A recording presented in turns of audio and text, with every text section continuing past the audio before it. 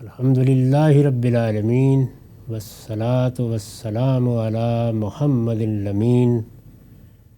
اعوذ باللہ من الشیطان الرجیم. بسم اللہ الرحمن الرحیم. خواتین و حضرات، ہم سورہ رعد کی آیت 2 سے مطالعے کی ابتدا کر رہے ہیں. میں نے عرض کیا تھا کہ اس سورہ میں انفس و آفاق کی نشانیوں سے استدلال کیا گیا ہے.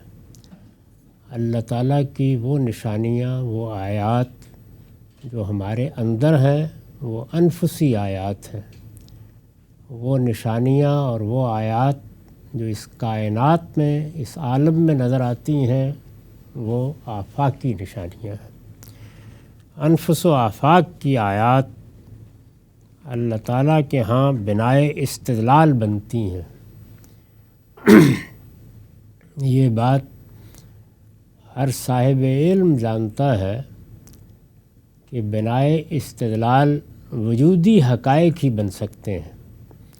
وہ چیز جو ہمارے حواس اپنی گرفت میں لے سکتے ہیں، جن کا ادراک کر سکتے ہیں، اس لیے کہ علم ہمارے ادراک اور ہمارے استنباط کا حاصل ہے، اس سے زائد کچھ نہیں ہوتا. اس میں خاص طور پر اس کائنات کی وسعت اور عظمت کی طرف توجہ دلائی تھی، اور اس میں خاص طور پر اس بات کو نمایاں کیا تھا کہ تمہارا خالق تمہیں بنا کر فارغ نہیں ہو گیا، تم سے بے تعلق نہیں ہو گیا. وہ کوئی پہلی تحریک دینے والی قوت نہیں تھی کہ اس نے سمندر میں ایک پتھر پھینکا اور اب لہریں اپنے طریقے پر اٹھ رہی ہیں. وہ کائنات کا خالق ہے اور اس کے ساتھ اس کا نظم بھی چلا رہا ہے. اسی چیز کو قرآن مجید نے توحید کے بیان میں واضح کیا ہے کہ الا لہ الخلق والامر. اللہ تعالیٰ کے بارے میں صرف یہ ماننا کافی نہیں ہے کہ وہ میرا اور آپ کا خالق ہے، اس کے ساتھ یہ اذعان بھی ضروری ہے کہ وہی اس کائنات کا نظم چلا رہا ہے. شرک اور مشرکانہ رویے اصلاً اس دوسری چیز سے پیدا ہوتے ہیں. بہت کم ایسا ہوتا ہے کہ کسی ہستی کو خلق میں شریک مان لیا جائے. تاہم امر میں شرکت ہی بہت سے مسائل کا باعث بنتی ہے، بنی ہے، اور خاص طور پر پیغمبروں کی امتوں میں بھی شرک اسی دروازے سے داخل ہو جاتا ہے. اس کو واضح کرنے کے لیے فرمایا کہ ثم استوی علی العرش، پھر وہ اپنے تخت سلطنت پر متمکن ہوا. یعنی یہ دنیا اس کی سلطنت ہے، وہ صرف خالق نہیں بلکہ اس کا بادشاہ بھی ہے. اور جب وہ اس کا بادشاہ ہے تو اس کا نظم اس کے تخت پر بیٹھ کر خود چلا رہا ہے.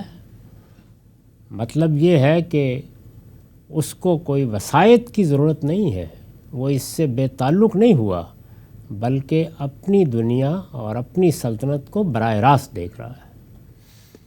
وَسَخَّرَ الشَّمْسَ وَالْقَمَرَ، اور اس نے سورج اور چاند کو ایک قانون کا پابند بنایا. یعنی یہ سورج اور چاند ہے، یہ لمحے بھر کے لیے بھی اگر اس کے بنائے ہوئے قانون کی گرفت سے نکل جائے تو یہ دنیا قائم نہیں رہ سکتی. وہ جس جگہ ٹھہرا دیے گئے ہیں، ان کے لیے جو مدار مقرر کر دیا گیا ہے، ان کے لیے جو فاصلے متعین کر دیے گئے ہیں، وہ ادنیٰ درجے میں اس کی خلاف ورزی نہیں کرتے. اس کو قرآن مجید ایک لفظ سخرہ سے ادا کرتا ہے. یعنی قانون کے پابند ہیں، اور جب قانون کے پابند ہیں تو تمہاری خدمت میں لگے ہوئے ہیں. ان کو جس جگہ رکھ دیا گیا، جو چیز ان کے لیے ٹھہرا دی گئی، وہ اس سے انحراف نہیں کر سکتے. اس ٹھہرا دینے کو، اس متعین کر دینے کو عربی زبان میں تقدیر کہا جاتا ہے. چنانچہ دوسری جگہوں پر یہی الفاظ بھی آئے ہیں کہ ہم نے سورج اور چاند کو ایک راستے پر ڈال دیا اور ذالک تقدیر العزیز الحکیم، یعنی یہ گویا اللہ کا مقرر کردہ، اللہ کا معین کردہ راستہ ہے، قانون ہے جس کے مطابق وہ چل رہے ہیں۔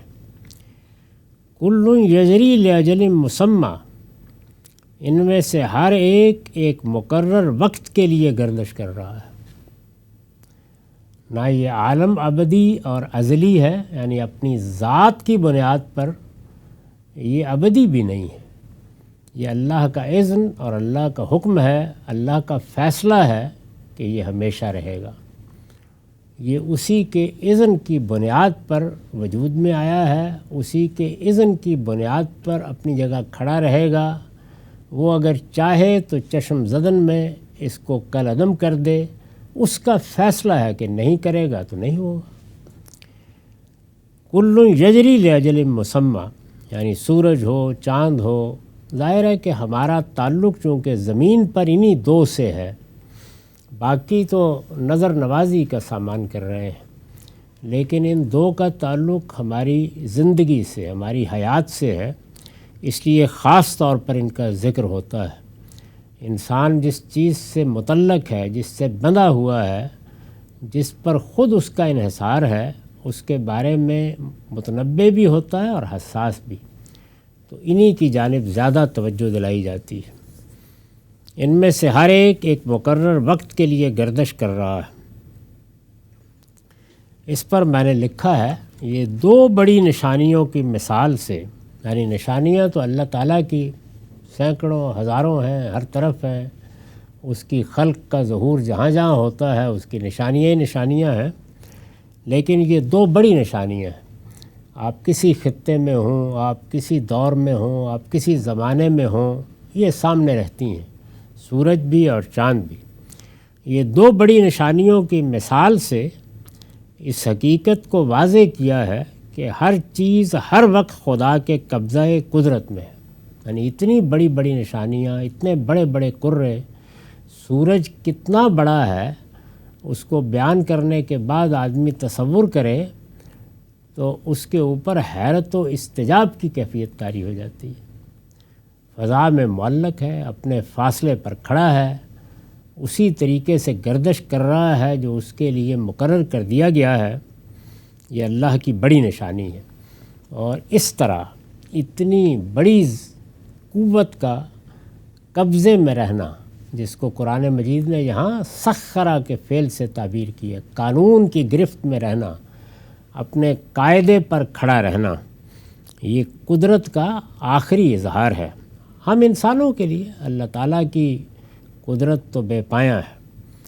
یہ دو بڑی نشانیوں کی مثال ہے، اس مثال سے اس حقیقت کو واضح کیا ہے کہ ہر چیز ہر وقت خدا کے قبضہ قدرت میں ہے اور اس وقت تک کے لیے گردش کر رہی ہے جو اس کے لیے مقرر کر دیا گیا ہے۔ یہ جو کل یجری لاجل مسمى ہے، اس میں یہ بتایا گیا ہے کہ ان میں سے کوئی چیز بھی اپنی ذات میں اپنی ابدیت کا سامان نہیں کیے ہوئے، بلکہ یہ اللہ ہے جس نے ان کے لیے وقت مقرر کر دیا ہے۔ وہ وقت اس کا مقرر کردہ ہے، اس کو تبدیل کرے گا تو وہی کرے گا، اس لیے ہر چیز اس مقرر وقت کے لیے اپنی ذمہ داری انجام دے رہی ہے۔ اس عالم میں کوئی چیز بھی ابدی اور سرمدی نہیں ہے، بلکہ کشاں کشاں ایک معین اجل کی طرف بڑھ رہی ہے۔ چنانچہ سورج اور چاند کے بارے میں تو قرآن نے بتا دیا ہے کہ وہ ایک دوسرے میں جمع ہو جائیں گے، پھٹ جائیں گے، ان میں انشقاق ہو جائے گا، اس کے بعد ایک نئی دنیا وجود میں آئے گی۔ وہ ارشاد فرمایا کہ ایک مقرر وقت کے لیے ہر چیز گردش کر رہی ہے، وہی نظم عالم کی تدبیر فرماتا ہے۔ یعنی پیچھے جس کو اس طرح بیان کیا تھا کہ ثم استوى علی العرش، اب اس کا نتیجہ بیان کیا کہ یدبر الامر، وہی نظم عالم کی تدبیر فرماتا ہے۔ دنیا کو کیسے چلنا ہے، اس میں کیا احوال پیش آنے ہیں، اس میں اگر مخلوقات ہیں تو ان کا انجام کیا ہے، ان کے وجود کی غایت کیا متعین کرنی ہے، یہ سب وہ کر رہا ہے۔ اور اپنی ایک ایک مخلوق کو ہر لحظے دیکھ رہا ہے۔ قرآن مجید میں سیدنا موسیٰ کا ایک مشاہدہ بیان ہوا ہے، جیسے کہ پیغمبروں کو نظم عالم کے مشاہدات بھی کرائے جاتے ہیں اور آنے والی دنیا کے بھی۔ وہ مشاہدہ ہم میں سے ہر شخص نے سن رکھا ہے، جس میں وہ ایک شخص سے ملاقات کرتے ہیں اور تھوڑی دیر کے لیے پردہ اٹھا کر یہ بتایا جاتا ہے کہ اللہ تعالیٰ کس طرح ایک ایک چیز کو براہ راست دیکھ رہے ہیں۔ چنانچہ اگر کسی ملاح کی کشتی کے پکڑے جانے کا سوال ہے تو وہ اس سے بھی براہ راست متعلق ہے، کسی یتیم کے خزانے کا مسئلہ ہے تو اس کو بھی براہ راست دیکھ رہے ہیں۔ تو گویا چند مثالیں دے کے یہ بتایا گیا ہے کہ اس کائنات کا بنانے والا بنانے کے بعد غیر متعلق نہیں ہو گیا، بلکہ تمہارے ہر معاملے کو دیکھ رہا ہے، اور اس نے جو قانون بنا دیے ہیں اس میں شبہ نہیں کہ وہ خودکار طریقے سے کام کر رہے ہیں، اور یہی انسان کے لیے ایک دھوکہ بن جاتے ہیں۔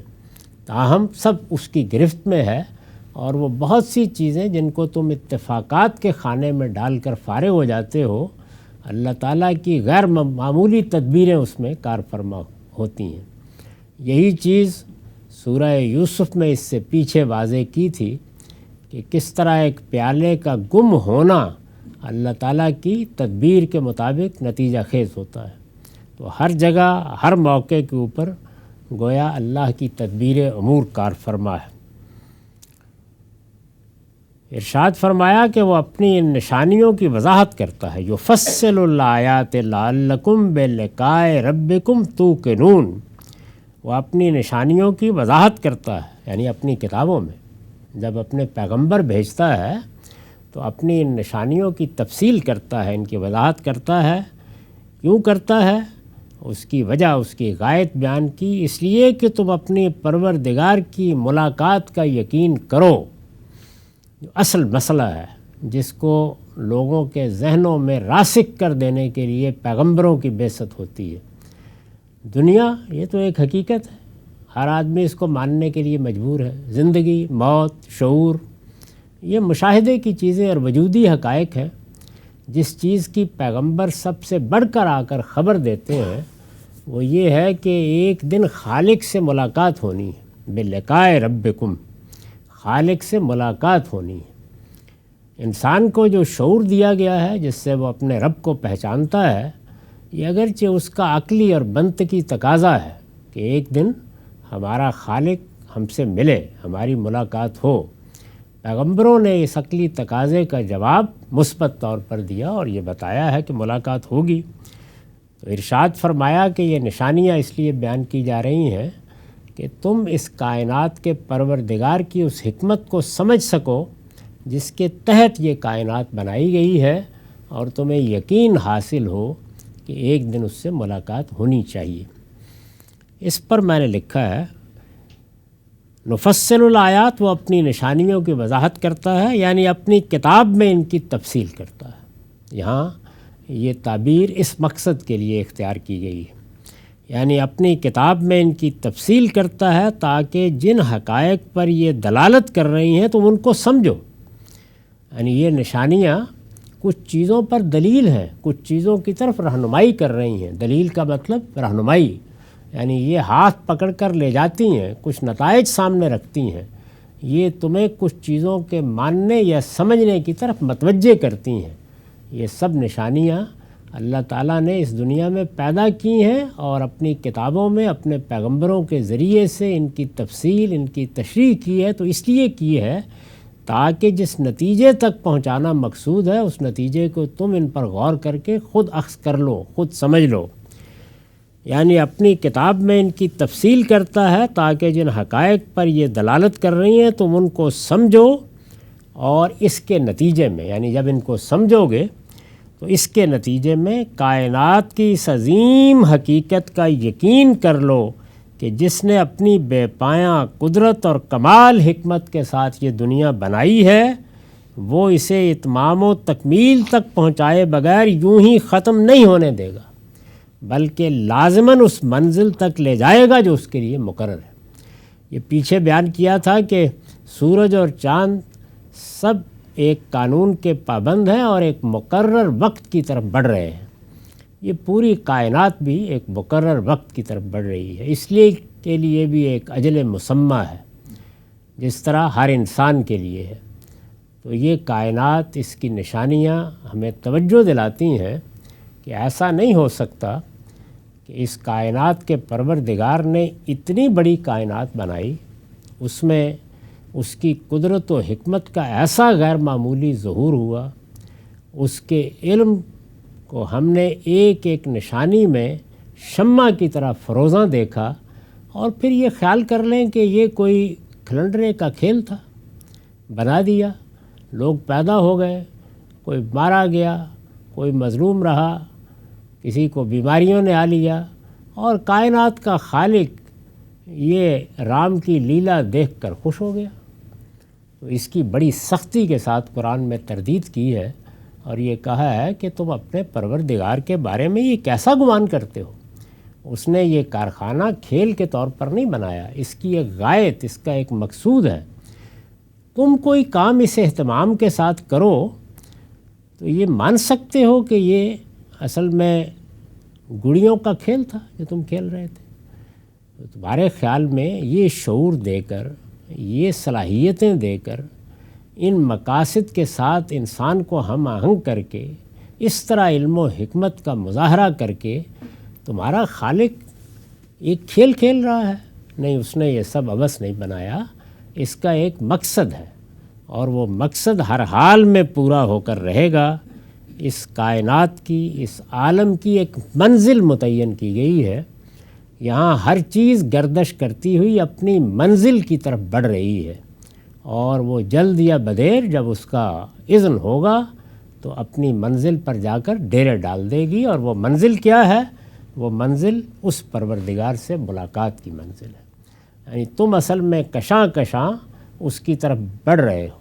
قادحٌ الی ربک قدحا، جس کو دوسری جگہ بیان کیا ہے، یعنی تم چاہو یا نہ چاہو اس پروردگار کی طرف سفر کر رہے ہو۔ اس نے تمہارے لیے جو راستہ متعین کر دیا ہے، ہر آنے والے دن تم اسی کی جانب قدم بڑھا رہے ہوتے ہو، اور ایک وقت آئے گا کہ جب اس کی بارگاہ میں پیش ہو جاؤ گے۔ لعلکم بلقاء ربکم توقنون، اس لیے کہ تم اپنے پروردگار کی ملاقات کا یقین کرو۔ وَهُوَ الَّذِي مَدَّ الْأَرْضَ وَجَعَلَ فِيهَا رَوَاسِيَ وَأَنْهَارًا، انہی نشانیوں کو مزید آگے تفصیل سے بیان کیا ہے۔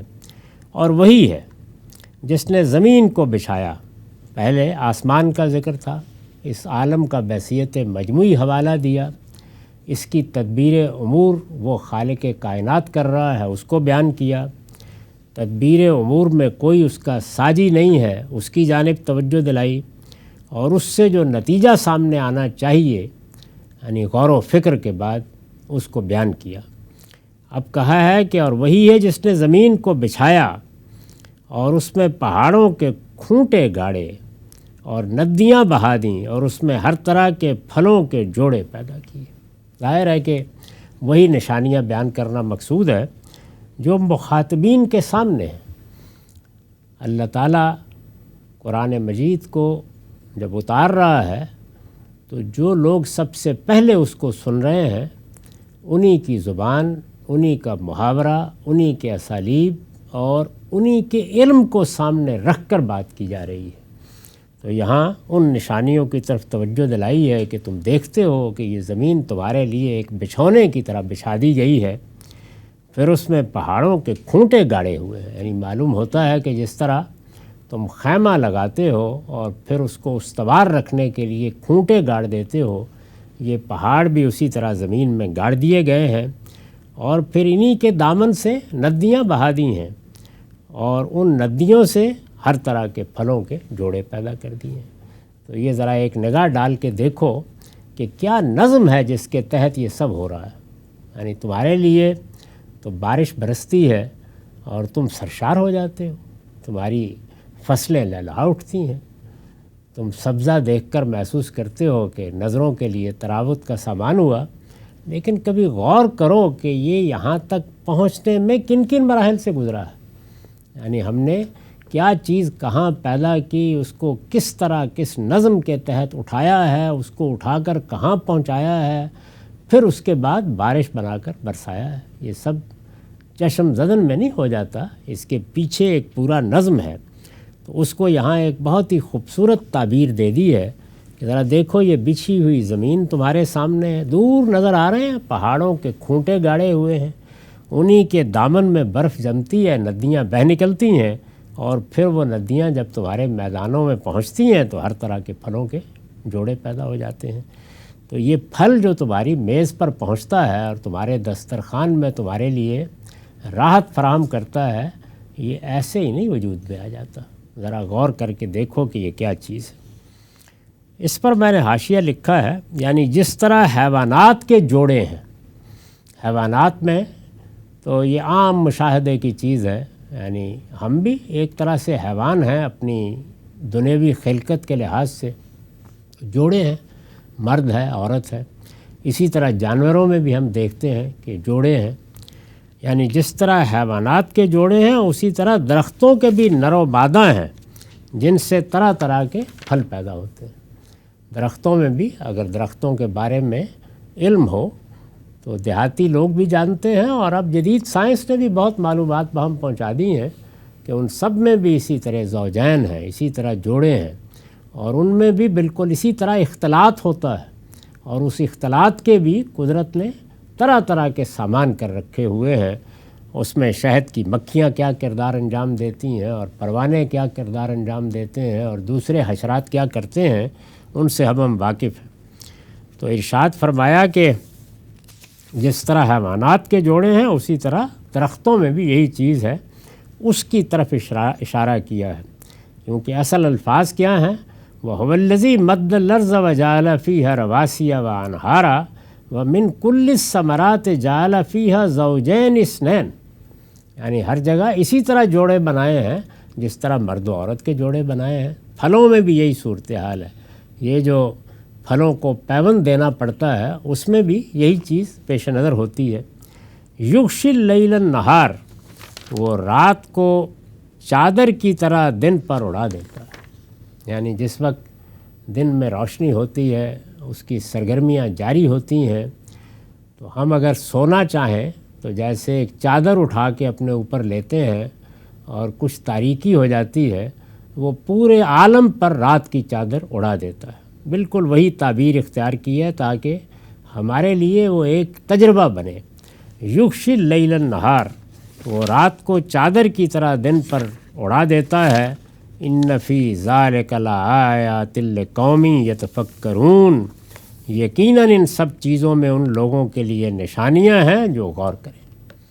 یعنی قرآن کا اسلوب یہ ہے کہ وہ بہت سی جگہوں پر منطقی صغرا کبرا قائم کر کے نتیجہ نہیں نکالتا، وہ آپ کے سامنے نشانیاں بیان کرے گا اور پھر مجھ سے آپ سے چاہے گا کہ ہم خود غور کریں، دیکھیں، تاکہ ہمارے اندر تدبر کا ذوق پیدا ہو، ہم خود نتیجہ نکالنا سیکھ لیں، ہمیں معلوم ہو کہ چیزوں پر کیسے غور کیا جاتا ہے۔ تو بعض جگہوں پر تو بس یہ بیان کیا جیسے یہاں بیان کیا ہے کہ فی ذالک لآیات لقوم یتفکرون، ان سب چیزوں میں ان لوگوں کے لیے نشانیاں ہیں جو غور کریں، لیکن کیا نشانیاں ہیں بیان نہیں کیا۔ اس سے پیچھے ہم نے دیکھا کہ نتیجہ نکال کے بتا دیا، لیکن نتیجہ کیسے نکلتا ہے اس کے تمام مراحل کو حذف کر دیا۔ وہاں نتیجہ یہ تھا کہ تم نے دیکھا نہیں کہ یہ کائنات کس طرح غیر مرئی ستونوں پر قائم ہے، تم نے دیکھا نہیں کہ اس کی تدبیر امور اس کائنات کا خالق خود کر رہا ہے، اس نے سورج اور چاند کو قانون کا پابند بنا کے تمہاری خدمت میں لگا دیا ہے، یہ سب ایک مقرر وقت کے لیے گردش کر رہے ہیں۔ اور پھر فرمایا تھا کہ یہ نشانیاں ہم نے بیان کر دی ہیں، اس سے ایک نتیجہ نکلنا چاہیے، وہ نتیجہ یہ ہے کہ ایک دن تمہیں اس سے ملاقات کرنی ہے۔ تو نتیجے کو بیان کر دیا، لیکن کیسے نکلنا چاہیے اس کو یہاں چھوڑ دیا۔ تو کسی جگہ اللہ تعالیٰ وہ نتیجہ نکال کے آگے رکھ دیتے ہیں، کسی جگہ ہمیں توجہ دلاتے ہیں کہ تم خود غور کرو اور یہ نتیجہ نکالو، اور کسی جگہ اس کے مراحل کی طرف بھی اشارہ کر دیتے ہیں۔ اس پر میں نے لکھا ہے، اوپر آسمان کی نشانیوں کی طرف توجہ دلائی تھی. یعنی پہلے کیا ہوا، جب نشانیوں سے، اللہ کی آیات سے استدلال کرنا شروع کیا تو آسمان کی نشانیوں کی طرف توجہ دلائی. کئی جگہوں پر ترتیب اس کے برعکس ہوتی ہے، یعنی پہلے زمین زیر بحث آ جاتی ہے، پھر آہستہ آہستہ آسمان کی طرف اٹھایا جاتا ہے. بہت سی جگہوں پر آسمان سے بات شروع ہوتی ہے اور پھر زمین زیر بحث آتی ہے. تو یہاں یہ ترتیب ہے. اوپر آسمان کی نشانیوں کی طرف توجہ دلائی تھی، اس کے بعد اب یہ زمین کی نشانیوں کی طرف متوجہ کیا ہے. یعنی پہلے وہ نشانیاں بیان کی، اس کے بعد زمین، کہ انہیں بھی دیکھو. یعنی اوپر نگاہ دوڑاتے ہو تو اب ذرا جس زمین پر روز چلتے پھرتے ہو، جو تمہارے لیے بچھونا بنا کر بچھا دی گئی ہے، اس پر بھی غور کرو. دریا، پہاڑ، زمین سے پیدا ہونے والے قسم قسم کے پھل اور لیل و نہار کی گردش، یہ چیزیں ہیں جن کو بیان کیا ہے. یہ سب کس قدر مختلف چیزیں ہیں. یعنی اگر غور کرو تو ایسا نہیں ہے کہ یہ سب ایک ہی نوعیت کی چیزیں ہیں، ان میں کئی نوعیت کے اختلافات ہیں. انتہا درجے کی بوک کلمونی ہے، حیرت انگیز تنوع ہے. یہ سب کس قدر مختلف چیزیں ہیں، مگر کس بے پایاں حکمت، بے مثال نظم و ترتیب اور کتنی اتھاہ معنویت کے ساتھ ایک دوسرے کے ساتھ متعلق ہے. اگر اس لحاظ سے غور کرو کہ رات دن کے لیے کیا کر رہی ہے اور دن رات کے لیے کیا کر رہا ہے، اس پر غور کرو کہ ان دن اور رات کا آنا، یعنی لیل و نہار کی یہ گردش خود کن کن چیزوں کی پیدائش پر اثر انداز ہو رہی ہے. اس پر غور کرو کہ یہ جو تم قسم قسم کے پھل کھاتے ہو، ان کا دریاؤں سے، پہاڑوں سے اور زمین سے کیا تعلق ہے. تو یہ دیکھو گے کہ بظاہر تو ان میں کوئی رشتہ نہیں ہے. پہاڑ کا دریا سے کیا رشتہ، اور دریا کا پہاڑ سے کیا رشتہ، رات کا دن سے کیا رشتہ اور دن کا رات سے. یعنی یہ ایک نوع کی چیزیں نہیں ہیں. اتنے تضادات ہیں جو جمع ہوتے ہیں اور اس سے جو نتیجہ نکلتا ہے وہ ایک ہی نکلتا چلا جاتا ہے. یعنی سب مل کر ایک ہی نتیجہ نکال رہے ہیں. تو یہ چیز کیسے ممکن ہوئی؟ اس لیے کہ ان کے اندر اس پروردگار کی، تمہارے خالق کی بے پایاں حکمت کار فرما ہے. اس نے ان میں بے مثال نظم و ترتیب پیدا کر دیا. ایک چیز دوسری کے لیے موافق ہوتی ہے، درا حالے کہ وہ ایک دوسرے کی صنف سے تعلق نہیں رکھتی، لیکن موافق ہو جاتی ہے. اور پھر اتھاہ معنویت، یعنی سادہ طریقے سے غور کرو تو تب بھی بڑی حیرت ہوتی ہے. اندر اترتے چلے جاؤ تو پھر پاتال میں اتر جاؤ گے، حکمتیں ختم نہیں ہوں گی. یعنی وہ کیا سائنس ہے جو ایک ایک چیز سے نمایاں ہوتی چلی جاتی ہے.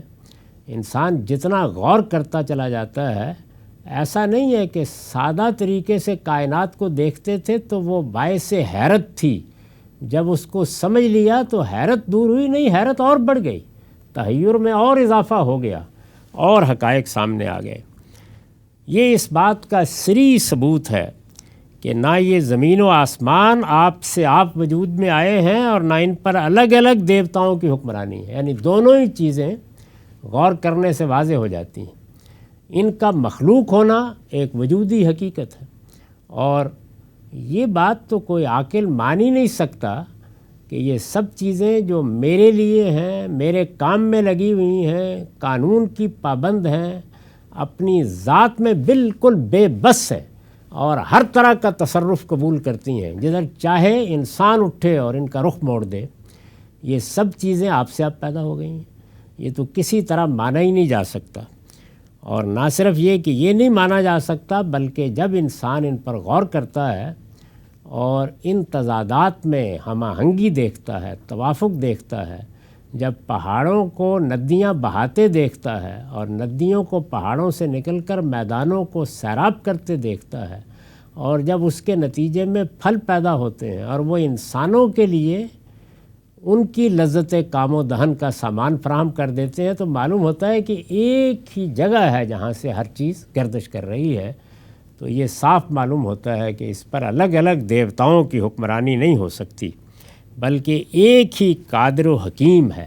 یعنی وہ قدرت بھی بے پناہ رکھتا ہے اور اس کی حکمت بھی بے پایاں ہے، جس نے ان کی ہر چیز میں یہ حیرت انگیز توافق یعنی ہم آہنگی پیدا کر دی ہے، یہ ہارمنی پیدا کر دی ہے.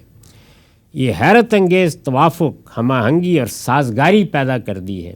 اس کو دیکھنے اور اس پر غور کرنے کے بعد بھی اگر کوئی شخص یہ کہتا ہے کہ موت کے بعد کوئی زندگی نہیں ہے اور ایک دن یہ سب خاک میں گم ہو جائے گا، تو یہ عقل و دانش کی نہیں بلکہ حماقت و بلادت کی دلیل ہے، ورنہ کوئی عاقل اس کائنات پر غور کر کے اس سے مختلف نتیجے تک نہیں پہنچ سکتا۔ یہ مضمون ابھی جاری ہے، ہمارا وقت ختم ہو گیا۔ اقول قولی ھذا واستغفر اللہ لی ولکم ولسائر المسلمین۔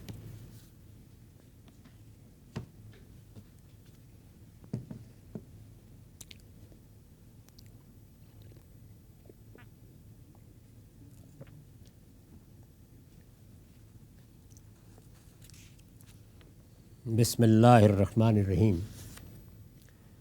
ہم چند پچھلی نشستوں سے حدیث جبریل کا مطالعہ کر رہے ہیں۔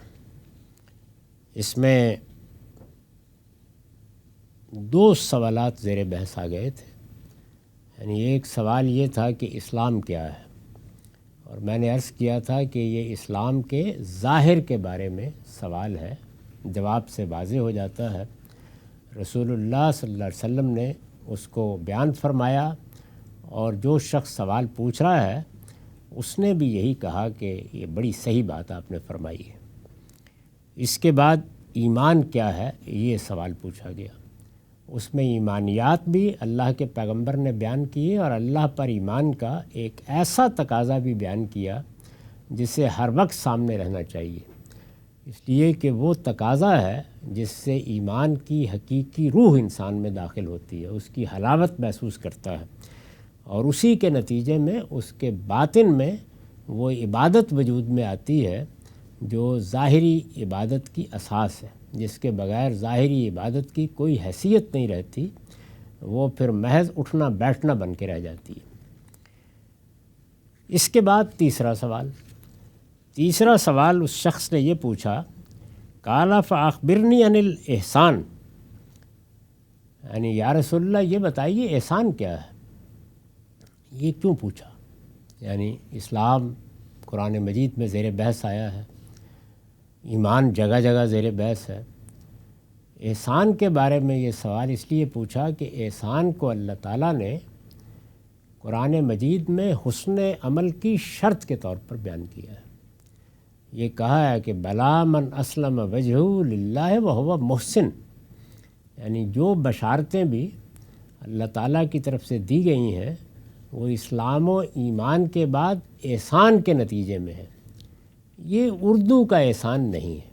اردو میں تو ہم احسان اس معنی میں بولتے ہیں کہ میں نے کسی شخص پر شفقت برتی، اپنی طرف سے اس کو کوئی چیز دے دی یا اس کے ساتھ حسن سلوک کیا۔ اس احسان کا مطلب ہے کسی چیز کو خوبی کے ساتھ کرنا، یعنی جب کوئی کام کرتا ہے انسان تو ایک تو یہ ہے کہ چھدا اتارنے کے لیے بس کر دیا، اور ایک یہ کہ اس کی حقیقی روح کو سامنے رکھ کر اس کے آداب کا لحاظ کرتے ہوئے وہ کام کیا جائے۔ ایسے سمجھیے نا کہ آپ کے ہاں ناخواندہ مہمان آ گیا کوئی، تو اب کیا ہے، یعنی آپ دائیں بائیں سے یہ کہتے ہیں کہ بھائی اب کچھ کھلاؤ پلاؤ اس کو، اب آ گیا ہے کیا کیا جائے اس کا۔ لیکن ایک یہ ہے کہ مہمان آپ کے لیے راحت جاں ہے، وہ آیا ہے اور آپ کے دل نے خوشی محسوس کی ہے، تو اب آپ کے اندر اس کی مہمان نوازی کے لیے جو جذبات پیدا ہوں گے، جو اہتمام ہوگا، جو مسرت ہوگی، تو یہ گویا کیا ہے، یہ مہمان نوازی کا احسان ہے۔ عربی زبان میں احسان اس معنی میں استعمال ہوا ہے قرآن مجید میں، تو یہ سوال اس کے بارے میں ہے، یعنی اس احسان کے بارے میں نہیں ہے جو ہم ایک دوسرے پر کبھی کبھی کرنے کی جسارت کر بیٹھتے ہیں۔ فاخبرنی عن الاحسان، یا رسول اللہ فرمائیے احسان کیا ہے، جس کا ذکر میں نے ابھی بتایا آپ کو قرآن میں ہوا ہے، اور اس کو شرط بنا دیا ہے کہ اللہ کی طرف سیدھا رخ کرو، وہاں اسلام کا ذکر ہے، بلا من اسلم وجہہ للہ، جس نے اپنا رخ اللہ کی طرف کر کے اپنے آپ کو اللہ کے سپرد کر دیا، یہ اسلام ہے۔ اور پھر اس کے بعد کیا، وہ ہوا محسن، اور وہ یہ کام احسان کے جذبے سے کر رہا ہے، یعنی اس کے ہاں خوبی ہے اس کام کو کرنے میں۔ رسول اللہ نے اس کا جواب دیا صلی اللہ علیہ وسلم، ان تعبد اللہ کانک تراہ، احسان یہ ہے کہ تم اللہ کی بندگی اس طرح کرو جیسے کہ تم اس کو دیکھ رہے ہو۔ احسان یہ ہے کہ تم اللہ کی بندگی اس طریقے سے کرو گویا اسے دیکھ رہے ہو، اس لیے کہ اگر تم اس کو نہیں دیکھ رہے تو کیا ہوا، وہ تو تمہیں دیکھ رہا ہے۔ یعنی گویا یہ بتایا گیا ہے کہ اللہ تعالیٰ کو حاضر و ناظر جان کر اگر نیکی کرو گے، کوئی خیر کا عمل کرو گے، کوئی عبادت کرو گے، تو اللہ کے ہاں یہ عبادت اسی صورت میں قابل قبول ہے۔ اور یہ چیز اگر اللہ کو حاضر و ناظر جان کر کرو گے تو کس طرح ہوگی؟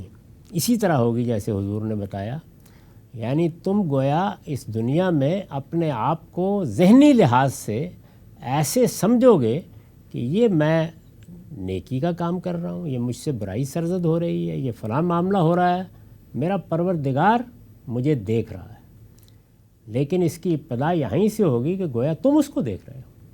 تو اس میں کوئی دو درجے نہیں بیان کیے، بلکہ یہ بتایا ہے کہ تمہارے اندر یہ چیز ایسے ہی ہونی چاہیے کہ جیسے تم اس کو دیکھ رہے ہو، اس لیے کہ اگر تم اس کو نہیں دیکھ رہے تو اس سے کیا قیامت آ گئی، وہ تو تمہیں دیکھ رہا ہے۔ تو یہ چیز ہے جس کو ایک تمثیل کے اسلوب میں حضور نے واضح فرمایا۔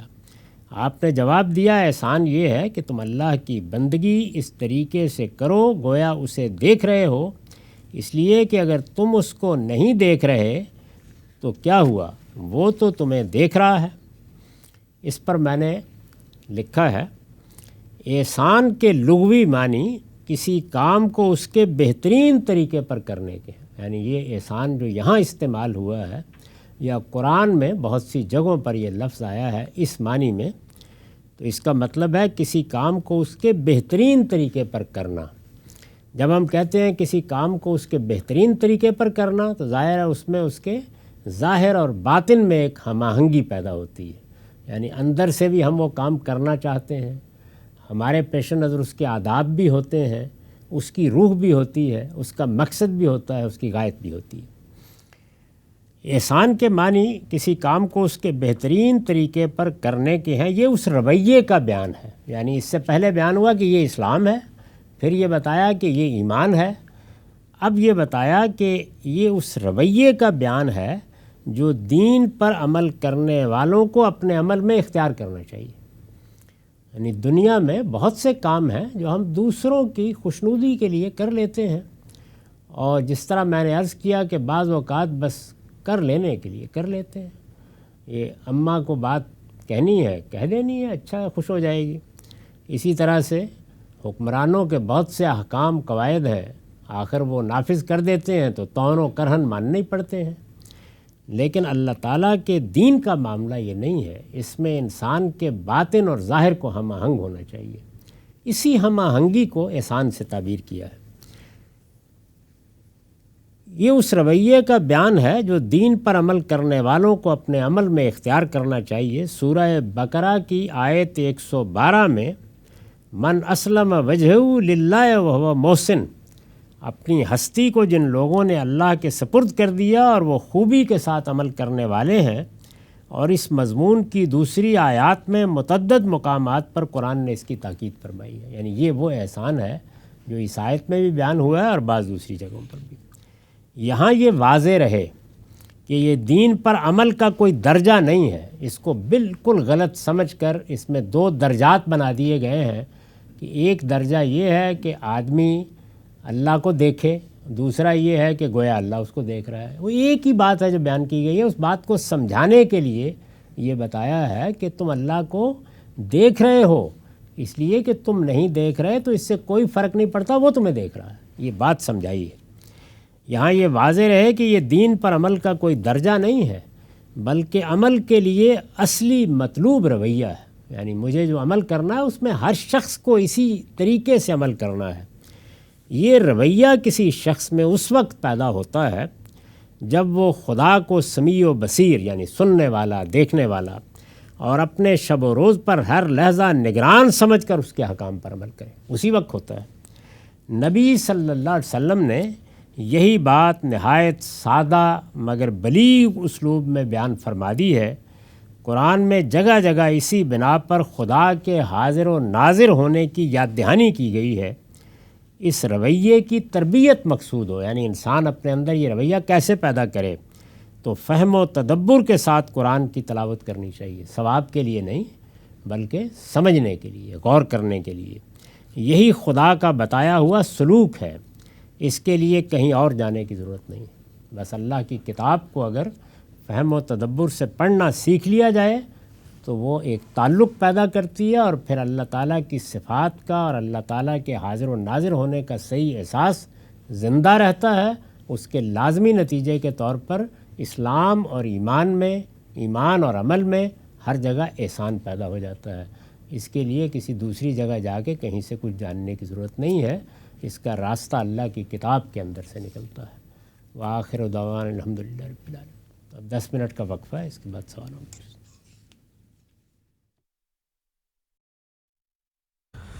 بسم اللہ الرحمن الرحیم۔ السلام علیکم۔ غامدی صاحب کے ساتھ ہفتہ وار سوال و جواب کی براہ راست نشست کو لے کر ایک دفعہ پھر ڈیلی امریکہ غامدی سینٹر سے حاضر خدمت آغاز کرتے ہیں۔ آپ سے بہت شکریہ آپ کے وقت کا۔ دعوت دین اور اس کا طریقہ کار سلسلہ گفتگو کی آج 5ویں نشست ہے۔ موضوع کو آگے بڑھاتے ہیں۔ ہم سب گزشتہ نشست میں اصولی سوال کی طرف واپس مراجعت کرتے ہوئے جو بات آپ نے بیان کی تھی وہ یہ کہ دین میں 2 طرح کی ہدایات دی جاتی ہیں۔ بسا اوقات اصولی ہدایت دے کر لوگوں کے عقل، فہم، فراست اور ان کے ذوق پر چیزوں کو چھوڑ دیا جاتا ہے، کیسے وہ معاملے کو طے کرتے ہیں حالات اور واقعات کی رعایت سے۔ اور دوسری ہدایت وہ ہوتی ہے کہ جس میں اصول کے بعد ایک منظم، مرتب، لاہ عمل، ایک پورا کا پورا خاکہ، پوری کی پوری ترتیب اور اصول سے اطلاق تک کی پورا نقشہ سامنے دیا جاتا ہے۔ دعوت دین کا معاملہ یہی ہے۔ آغاز کرنا چاہتا ہوں، پوچھتا ہوں آپ سے کہ دعوت دین کے باب میں پھر قرآن مجید کہتا کیا ہے، پورے معاملے کی تفصیل کیا ہے؟ ہم نے جو کچھ عرض کیا اس کے نتیجے میں 3 صورتیں سامنے آ گئیں۔ ایک یہ کہ رسالت مآب صلی اللہ علیہ وسلم دعوت کے منصب پر فائز تھے، اس میں تو 2 رائے نہیں ہو سکتی۔ رسول اللہ صلی اللہ علیہ وسلم نے جو کچھ کیا، جہاں سے ابتدا کی، جس نتیجے تک پہنچے، اسی کو بنائے استدلال بنا لیا جائے، اور اس کی روشنی میں یہ دیکھا جائے کہ اگر اللہ تعالیٰ نے مجھے آپ کو دعوت کا حکم دیا ہے یا تبلیغ کا حکم دیا ہے تو ہم اس طریقے کی پیروی کرتے ہوئے اپنے لیے کیا لاہ عمل بناتے ہیں۔ دوسرے یہ کہ اللہ تعالیٰ نے ہمیں کسی طریقے کا پابند نہیں کیا، ایک بات کہہ دی ہے، ایک ذمہ داری ڈال دی ہے، اب اس کے بعد ہمارا کام ہے کہ ہم علم و عقل کی روشنی میں اپنی استعداد اور اپنی استطاعت کو سامنے رکھتے ہوئے کوئی لاہ عمل بنا لیں۔ اور تیسرے یہ کہ اللہ تعالیٰ نے صرف حکم نہیں دیا بلکہ ایک لاہ عمل، ایک طریقہ خود بتایا ہے۔ یعنی یہ 3 چیزیں اگر آپ دیکھیں تو خلاصے کے طور پر سامنے آتی ہیں۔ 3 ہی امکانات ہو سکتے ہیں۔ اس میں سے یہ امکان کہ رسالت مآب صلی اللہ علیہ وسلم کو نمونے کے طور پر سامنے رکھ کے آپ کے اسوہ کو اپنے لیے نمونہ بنا کر ہم کوئی لاہ عمل اختیار کریں۔ میں نے عرض کیا تھا کہ یہ طریقہ استاذ امام نے بھی اختیار کیا، اور اسی کو سامنے رکھ کر دعوت دین اور اس کا طریقہ کار کتاب لکھی۔ یہی طریقہ مولانا سید ابوالعلا صاحب مودودی نے اختیار کیا۔ چنانچہ میں نے حوالہ دیا تھا کہ انہوں نے بھی اپنی دعوت کی جب ابتدا کی تو سب سے اہم تقریر جو اب ظاہر ہے ایک تحریر کی صورت میں شائع ہوتی ہے، وہ تقریر ہے جو انہوں نے علی گڑھ میں کی تھی، اسلامی حکومت کس طرح قائم ہوتی ہے، کیونکہ ہدف ان کے نزدیک یہی تھا۔ یہی وہ چیز ہے کہ جس کو تفصیلات میں ڈھال کر ہمارے دور میں ہمارے ایک دوسرے بزرگ ڈاکٹر اسرار احمد صاحب نے منہج انقلاب نبوی لکھی۔ اس میں بھی دیکھیے نام ہی بتا رہا ہے کہ کیا چیز ہے، یعنی رسول اللہ صلی اللہ علیہ وسلم نے جو کچھ کیا اس کو انقلاب سمجھ لیا گیا، اور جس طریقے سے آپ نے کیا وہ ظاہر ہے کہ اس انقلاب کا منہج بن گیا۔ اب آپ دعوت دینے کے لیے کھڑے ہو گئے کہ لوگوں آؤ، ہم بھی اسی طریقے کا انقلاب برپا کرتے ہیں اور اسی طریقے سے برپا کرتے ہیں۔ میں نے تجزیہ کر کے، تحلیل کر کے یہ بتایا کہ دونوں اعتبارات سے یہ استدلال صحیح نہیں ہے، یعنی علمی اور عقلی لحاظ سے بھی صحیح نہیں ہے۔ دین میں جو قواعد عامہ بیان کیے گئے ہیں، جن میں سے ایک بڑا قاعدہ یہ ہے کہ اللہ تعالیٰ اپنی شریعت میں لوگوں پر کوئی ایسی ذمہ داری نہیں ڈالتا جو ان کی حد وسع سے باہر ہو، یہ اس کے بھی خلاف ہے۔ اور پھر میں نے مختلف چیزوں کا حوالہ دے کر وہ عدم مطابقت بھی واضح کر دی۔ آخر میں نے یہ بتایا تھا کہ محض یہ عقلی استدلال ہی نہیں بلکہ اس سے آگے بڑھ کر دینیاتی پہلو سے بھی جب قرآن پر غور کیا جاتا ہے تو یہ واضح ہو جاتا ہے کہ اس معاملے میں پیغمبروں کو اسوہ بنانا کسی طرح بھی موضوع نہیں تھا، اس لیے کہ ان کے بارے میں اللہ تعالیٰ نے وضاحت کر دی ہے کہ ایک خصوصی قانون ہے جو ان کے ذریعے سے ظہور پذیر ہوتا ہے، ایک سنت الہی ظاہر ہوتی ہے، اور اس میں اللہ تعالیٰ یہ معاملہ کرتے ہیں اور کس طرح کرتے ہیں، کن مراحل میں سے گزار کر ایک نتیجہ نکالتے ہیں، وہ سب قانون اتمام حجت کے ذیل میں واضح ہو چکا ہے۔ اس کے بعد یہ امکان تو ختم ہوا، دو رہ گئے باقی۔ تو میں نے یہ عرض کیا تھا کہ دوسری بات یعنی یہ کہ دعوت کی ہدایت کر دی گئی ہے، تبلیغ کرنے کے لیے کہا گیا، کوئی طریقہ نہیں بتایا گیا۔ یہ قرآن مجید کے عام طریقے کے خلاف نہیں ہے۔ مثالیں دے کر میں نے واضح کیا کہ اور بھی بعض چیزیں ہیں جو ایسے ہی بیان کی گئی ہیں اور ہم پر چھوڑ دیا گیا، اور خاص طور پر وہ چیزیں جو سوسائٹی سے متعلق ہوتی ہیں، جو سیاسی اور معاشی معاملات میں ظہور پذیر ہوتی ہیں، ان میں اللہ تعالیٰ کا عام طریقہ بھی یہی ہے کہ اس میں ایک رخ متعین کر دیا جاتا ہے، ہدف بتا دیا جاتا ہے، کچھ ضروری احکام 2 3 4 دے دیے جاتے ہیں اور پھر ہم اس کا لائے عمل خود بناتے ہیں۔ میں نے یہ عرض کیا تھا کہ میرے لیے یہ تحقیق کا موضوع تھا، اور اس کا پس منظر بھی میں نے عرض کر دیا تھا کہ میں اپنی کتاب میزان میں جب یہ باب لکھنا چاہتا تھا تو پہلے تو یہی خیال تھا کہ استاد امام نے جو کچھ لکھ دیا ہے اس کا خلاصہ کر دوں گا، لیکن جب یہ حقائق واضح ہو گئے تو پھر مجھے اس سارے معاملے کو دیکھنا پڑا، یعنی قرآن مجید کے فہم و تدبر کے لیے اپنا وقت صرف کر دینا پڑا کہ میں دیکھوں قرآن اس کو کیسے بیان کرتا ہے، اس نے کیا طریقہ کار وضع کیا ہے، وہ اس میں کیا رہنمائی کرتا ہے تو کہاں کرتا ہے، جہاں کرتا ہے اس میں لفظ کیا ہے، معنی کیا ہے، تالیف کیا ہے، سیاق و سباق کیا ہے۔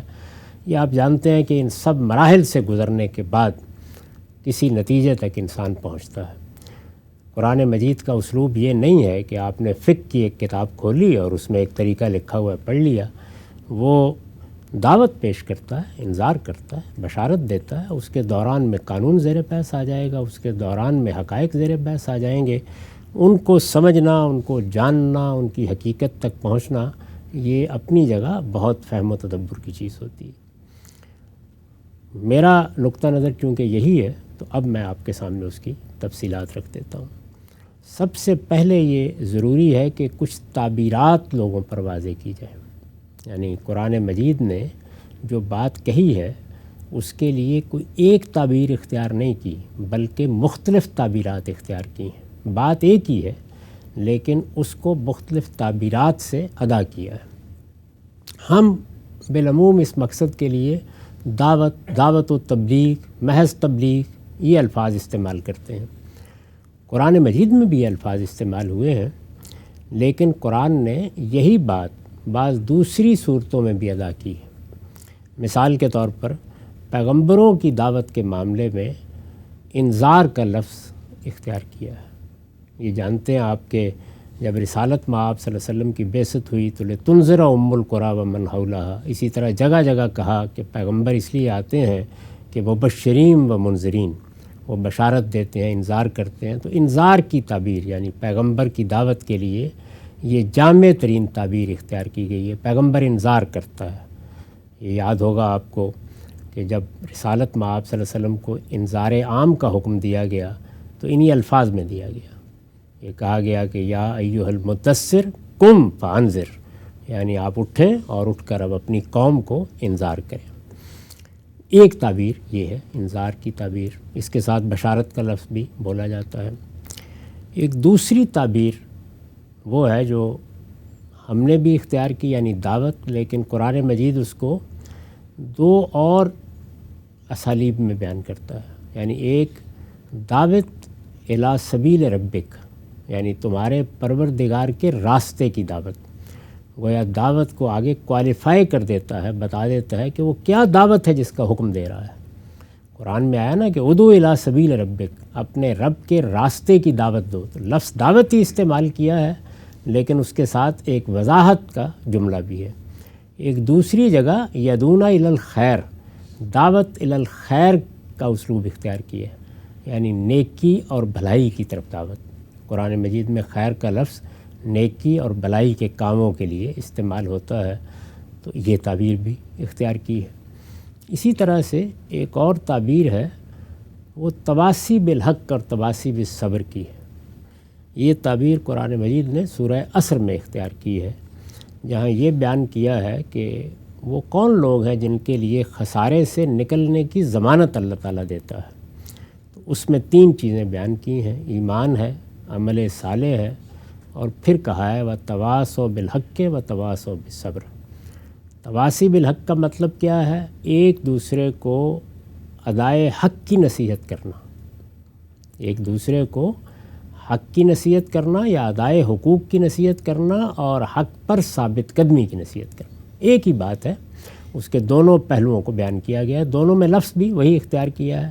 تواصی کا مطلب ہے، یا تواصو کا فعل، اس کے معنی ہے ایک دوسرے کو وصیت کرنا، ایک دوسرے کو نصیحت کرنا، تو یہ تعبیر بھی اختیار کی گئی ہے۔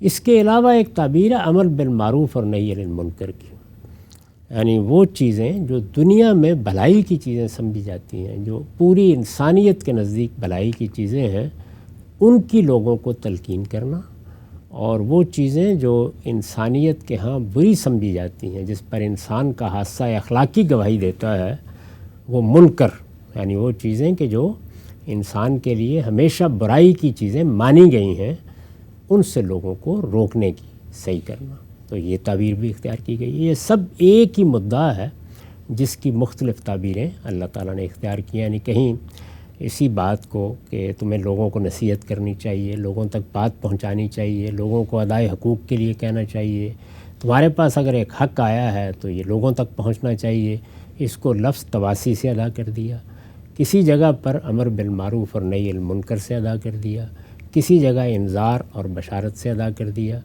لیکن کیا یہ ایک ہی بات ہے؟ میں آگے چل کر آپ کی خدمت میں عرض کروں گا کہ یہ اس لحاظ سے تو ایک ہی بات ہے کہ ان کا مشترک مفاد ایک ہے، یعنی مجھے ایک ذمہ داری ادا کرنی ہے جو معاشرے کے حوالے سے مجھ پر عائد ہوتی ہے، لیکن یہ ساری تعبیریں مختلف ہیں اور اپنے اندر مدعا کے لحاظ سے بھی اختلاف رکھتی ہیں، اس لیے ان کو الگ الگ سمجھنا ضروری ہے۔ اسی میں اس سوال کا جواب بھی ہے کہ یہ مختلف تعبیریں کیوں اختیار کی ہیں؟ اس لیے اختیار کی ہیں کہ آگے چل کر ہم جو طریقہ کار بیان کریں گے وہ تقاضا کرتا ہے کہ یہ تعبیریں بھی مختلف ہوں۔ اچھا، گویا خلاصہ کیا نکلا کہ اللہ تعالیٰ نے طریقہ بھی بتایا ہے، اور طریقہ بتاتے وقت دعوت کے معاملے میں بھی یہ بات واضح کر دی ہے کہ وہ اگر ایک چیز سے متعلق ہوگی تو وہاں اس کی صورت کیا ہونی چاہیے، اور دوسری چیز سے متعلق ہوگی تو وہاں اس کی صورت کیا ہونی چاہیے۔ یعنی دعوت تو ایک جامع تعبیر ہے نا۔ ایک آدمی بازار میں کھڑا ہوا پھل بیچ رہا ہے، وہ آپ کو ایک نیکی اور خیر کی بات بتا دیتا ہے، یہ دعوت تو ہو گئی۔ یہ ہم جو کچھ کر رہے ہیں، قرآن مجید پڑھا رہے ہیں، حدیث پڑھا رہے ہیں، یا دین کی وضاحت کر رہے ہیں، ظاہر ہے یہ دعوت ہے۔ تو دعوت اگرچہ اصول کے لحاظ سے تو وہ بھی ہے اور یہ بھی ہے، لیکن کیا کانٹینٹ کے لحاظ سے، افراد کے لحاظ سے بھی یہ ایک ہی دعوت ہے؟ ان میں ظاہر ہے بہت فرق واقع ہو جاتا ہے۔ تو قرآن نے یہ فرق ملحوظ رکھا ہے اور بتایا ہے کہ یہ کس کس پہلو سے ہونی چاہیے۔ یہ تعبیرات اگر واضح ہو گئی ہیں تو اب میں آپ سے عرض کرتا ہوں کہ وہی اصول لا یکلف اللہ نفسا الا وسعہا، اللہ تعالیٰ اپنی شریعت، اپنے دین کی ذمہ داری لوگوں کی حد وسع کے لحاظ سے ان پر ڈالتے ہیں، یعنی یہ ایسے نہیں ڈالی جاتی جس طرح بعض لوگوں نے جوش جذبات میں اس کو بیان کیا کہ ہر آدمی کو چاہیے کہ وہ اٹھے اور یہ انقلاب برپا کرنے کے لیے میدان میں نکل کھڑا ہو، اور اگر کوئی دوسرے لوگ برپا کر رہے ہیں اس کا اطمینان ہے تو ان کا ساتھ دے، اور اگر وہ ان کا ساتھ دینا مناسب نہیں سمجھتا تو اپنی ایک جماعت بنائے اور اللہ اکبر کا نعرہ لگا کر میدان میں کھڑا ہو جائے۔ بات کہنے کو تو کہی جا سکتی ہے، لیکن یہ کہ دنیا میں انسانوں کی ذمہ داریاں، ان کی مصروفیات، ان کے احوال کا فرق، ان کی صلاحیتوں کا تفاوت، اس سب کو سامنے رکھیں تو یہ کیا کوئی عقلی چیز ہے؟ کیا کوئی معقول بات ہے؟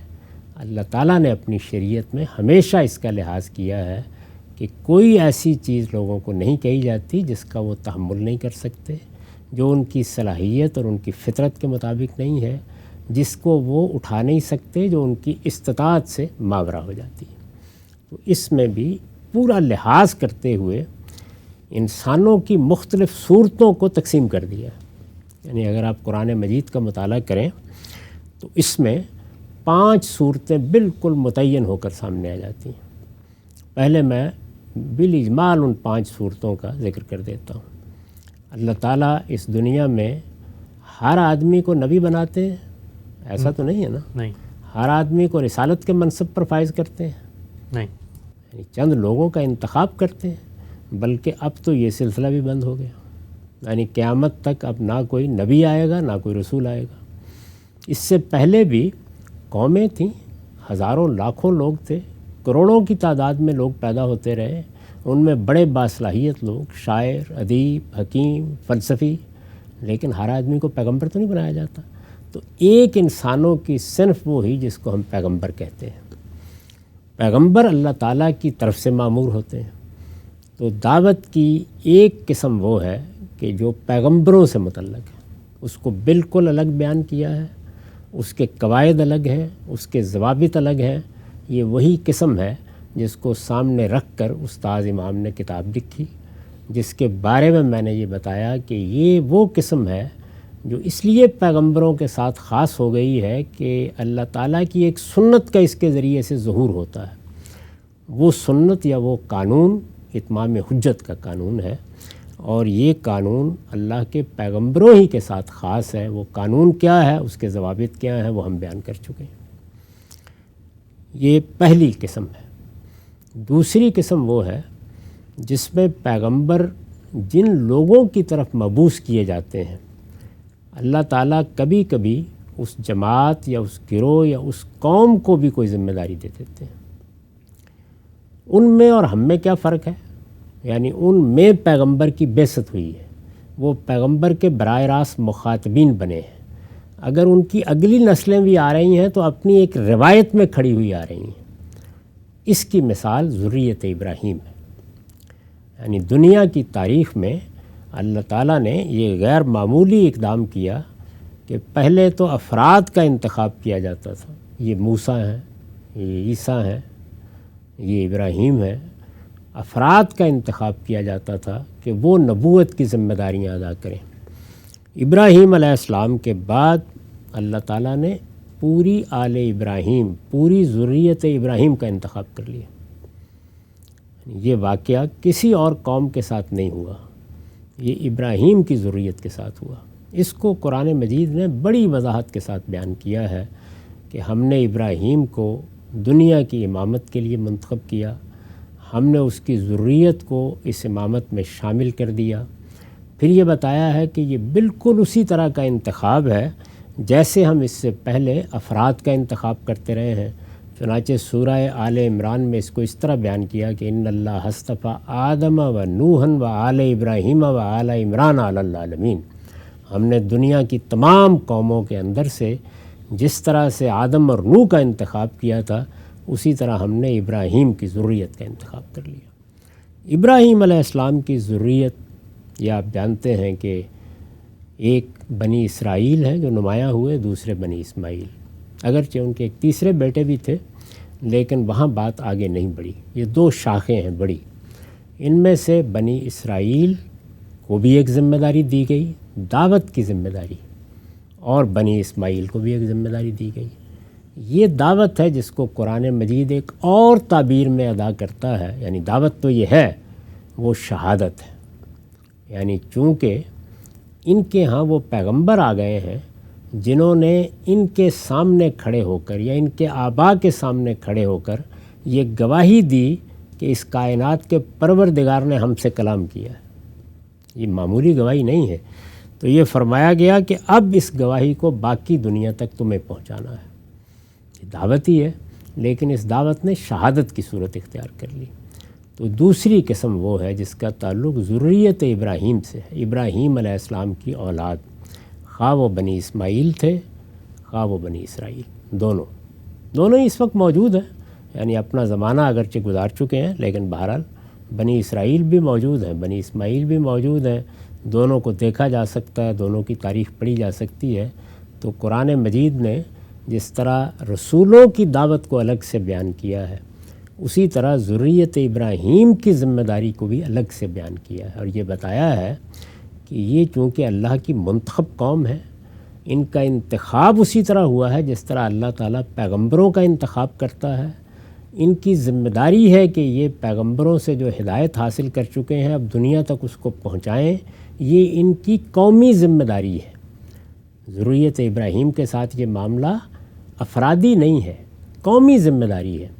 اس کو بھی تھوڑا سا سمجھ لیجئے، یعنی اللہ تعالیٰ بہت سی ہدایات اس طرح دیتے ہیں کہ فرد فرد اس کا ذمہ دار ہوتا ہے۔ جیسے نماز ہے، مجھے بھی پڑھنی ہے، آپ کو بھی پڑھنی ہے۔ بعض ذمہ داریاں ایسی ہیں کہ جو جماعت کے اوپر ڈالی جاتی ہیں۔ قرآن مجید نے جو مجرموں کو سزائیں دینے کے لیے کہا ہے، اس کی ذمہ داری نہ مجھ پر ڈالی ہے نہ آپ پر ڈالی ہے، لیکن قوم پر بحیثیت قوم ڈال دی ہے۔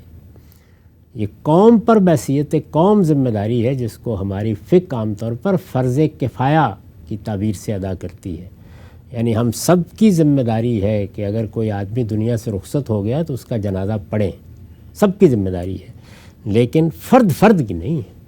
یعنی ہم میں سے 10 آدمی 20 آدمی جب جنازہ پڑھ کے رخصت کر دیتے ہیں تو یہ ذمہ داری ادا ہو جاتی ہے، اور اگر کوئی بھی نہ ہو تو پوری قوم مسئول ہے کہ تمہارا ایک بھائی دنیا سے رخصت ہو گیا اور تم نے اس کو یہ دعا کر کے رخصت نہیں کیا ہے۔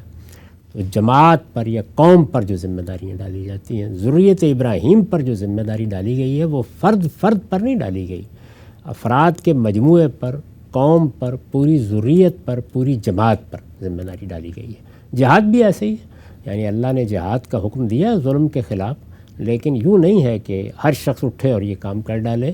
یہ فیصلہ قومی سطح پر کیا جاتا ہے یا جماعت کی سطح پر کیا جاتا ہے۔ تو یہ دوسری قسم ہے۔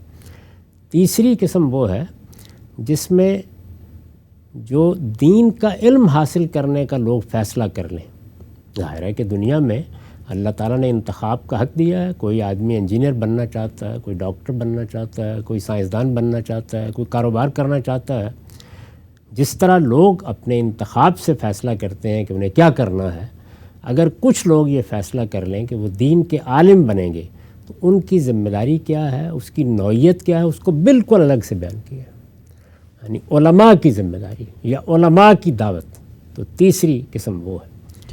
چوتھی قسم وہ ہے کہ جس میں اگر کسی جگہ مسلمانوں کو اقتدار حاصل ہو جائے، ان کے حکمران ان کی ذمہ داریاں سنبھال لیں، یعنی ایک تو یہ ہے کہ منتشر ہیں، ایسے اب دنیا کے بہت سے ملک ہیں کہ جس میں مسلمان اقلیت کی حیثیت سے موجود تو ہیں، ہزاروں لاکھوں کی تعداد میں ہیں، لیکن وہاں ان کو نظم حکومت چلانے کی ذمہ داری نہیں دی گئی۔ اگر مسلمانوں کو کسی جگہ نظم حکومت چلانے کی ذمہ داری حاصل ہو جائے تو ان کی بھی ایک دعوت ہے، اور وہ بالکل الگ ہے، اس کا قانون الگ ہے، اس کا قاعدہ الگ ہے، اس کو الگ طریقے سے قرآن نے بیان کیا ہے، اور اللہ کے پیغمبر نے اس کے لیے باقاعدہ ایک سنت قائم کی ہے کہ وہ ذمہ داری کیسے انجام دینی چاہیے۔ یہ 4 اقسام ہو گئیں۔ 5ویں اور آخری قسم میں ہم آپ سب بحیثیت فرد آتے ہیں، یعنی ہر آدمی، خواہ وہ کوئی کام کر رہا ہے، فارغ بیٹھا ہوا ہے، عارف ہے، عامی ہے، عالم ہے، گلی میں کوئی چیز بیچنے نکلا ہے، مزدوری کر رہا ہے، وہ میری آپ کی ہر شخص کی ذمہ داری ہے۔ وہ بالکل الگ ذمہ داری ہے، الگ طریقے سے بیان ہوئی ہے، اس کے قواعد الگ ہیں، اس کا دائرہ الگ ہے، اس کے اصول الگ ہیں۔ تو یہ 5 اقسام یا 5 صورتیں ہیں جن کو بالکل الگ الگ متعین طریقے پر قرآن نے واضح کر کے بیان کر دیا ہے کہ یہ ذمہ داری پیغمبروں کی ہے، یہ ذمہ داری ذریت ابراہیم کی ہے، یہ ذمہ داری ان لوگوں کی ہے جو اپنے آپ کو دین کا عالم بننے کے لیے پیش کر دیں، یہ ذمہ داری مسلمان حکمرانوں کی ہے، اور یہ ذمہ داری عام افراد کی ہے۔ تو جب تک آپ ان سب کو الگ الگ اچھی طرح نہ سمجھ لیں، دعوت دین کے کسی طریقہ کار کو واضح کیا ہی نہیں جا سکتا، اس لیے کہ ہر ایک کے لیے الگ طریقہ کار ہے۔ ایسا یہ نقطہ واضح ہوا کہ 5 نوعیت کی مختلف طبقات کو مختلف ذمہ داریاں دی گئی ہیں. پیغمبر کی دعوت الگ ہے، ذریت ابراہیم کی الگ ہے، علماء کی الگ ہے، حکومت کی الگ ہے، اور عام آدمیوں کی بھی الگ ذمہ داری ہے. تفصیلات غامدی صاحب سے جانیں گے اس سوال کے ساتھ کہ جب یہ کہتے ہیں کہ بنی اسماعیل کی بھی کوئی ذمہ داری تھی، تو قرآن مجید تو ہر جگہ پہ یا ایھا الناس اور یا ایھا الذین آمنوا کہہ کے مخاطب کرتا ہے، کہیں پر بھی یہ نہیں کہا یا بنی اسماعیل یا اہل قریش. اس سوال کو بھی غامدی صاحب کی خدمت میں رکھیں گے. وقت یہاں پہ ختم ہوتا ہے، دوبارہ ہاتھ پہ خدمت ہوگی. اب تک آپ کا بہت شکریہ.